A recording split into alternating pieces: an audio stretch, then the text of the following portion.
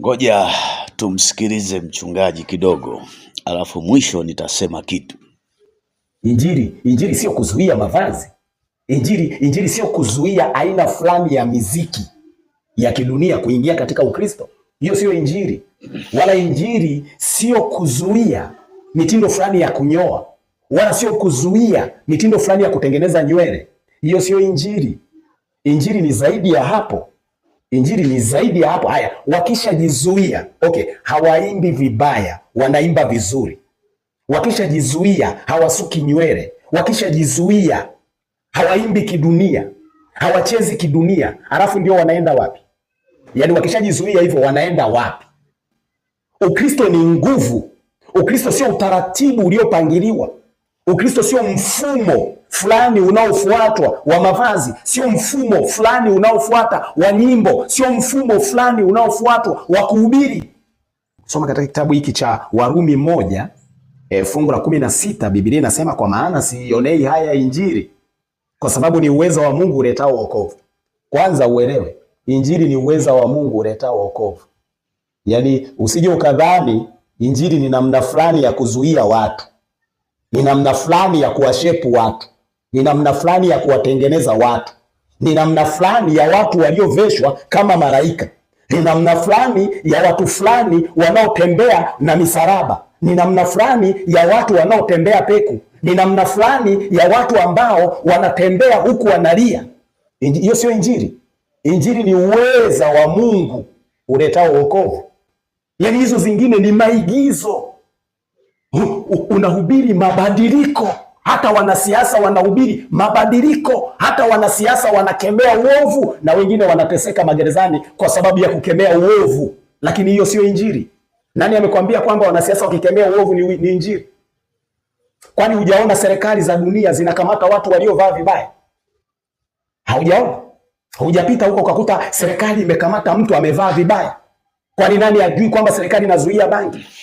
Nani ajui? Mitindo ya kidunia hata serikali za dunia zinafanya. Hubiri injili rafiki yangu, acha mchezo. Injili ni uweza wa Mungu. Ni nguvu ya Mungu, ni mamlaka ya kimungu. Hubiri uweza wa Mungu unaobadilisha. Usihangaike sijui na nywele, usihangaike sijui na mavazi. Yesu hakuhangaika na nywele. Walimletea hata makahaba wako uchi, wametoka kuzini pale pale. Wala hakuwaambia hiyo nguo yako ikoje. Uliona Yesu anamwambia yule mwanamke kwamba hiyo nguo yako ikoje? Alimwambia enenda zako. Swali, injili ni nini? Yaani unaposikia injili wewe unadhani ni kitu gani? Biblia inaonyesha, inasema injili ni uweza wa Mungu uletao wokovu. Uje kwa mtu. Najua mchungaji ulikuwa unatamani watu wajue kitu fulani. Maneno yako ama fundisho lako inaonekana kama lilikuwa linapambana kumjibu mtu fulani ambaye hajafanya vizuri. Mimi nakubali kuna pointi ambazo ulikuwa unawakilisha ziko vizuri kabisa, lakini kuna maneno ambayo umetumia kidogo yamepunguza ule ujumbe, yamekuonyesha wewe ni mtu ambaye unakubaliana na watu kuvaa nguo za uchi kanisani, unakubaliana na mazingira ya uovu. Yesu alipokuwa akihubiri injili, kwanza Yesu hajawahi kwenda kanisani, hilo tukubaliane. Hapa tunazungumza kwa habari ya ndani ya kanisa, ndani ya kikundi cha wacha Mungu. Mtu hapaswi kuja akiwa na mionekano ya kidunia. Anatakiwa kufundishwa, hata kama sio mara moja, lakini afundishwe ili aweze kubadilika. Ajue watu wanavaaje, watu waliookoka wanaonekanaje.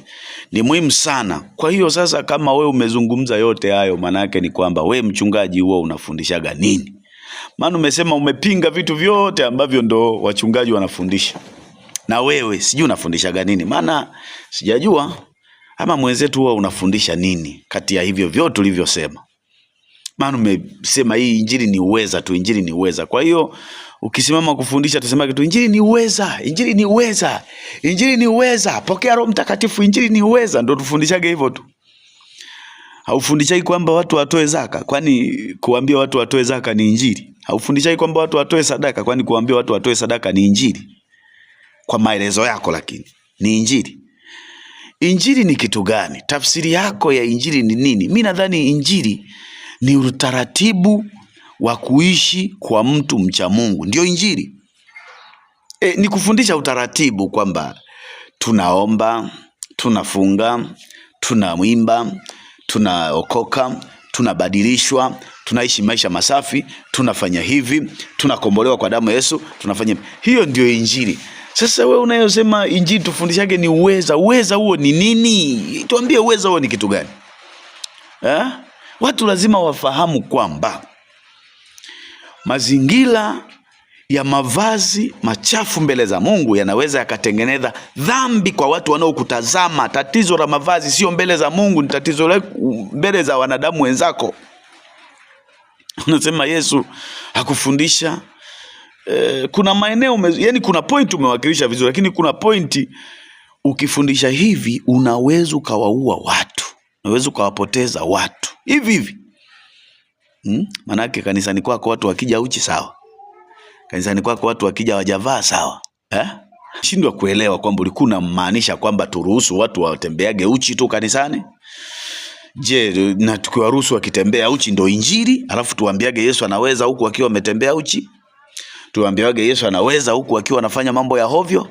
Ndo hivyo kweli? Hiyo ndo Injili unaiona ndo Injili sahihi?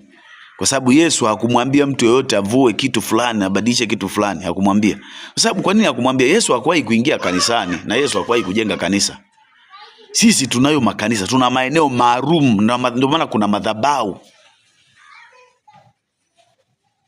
Haya, sawa.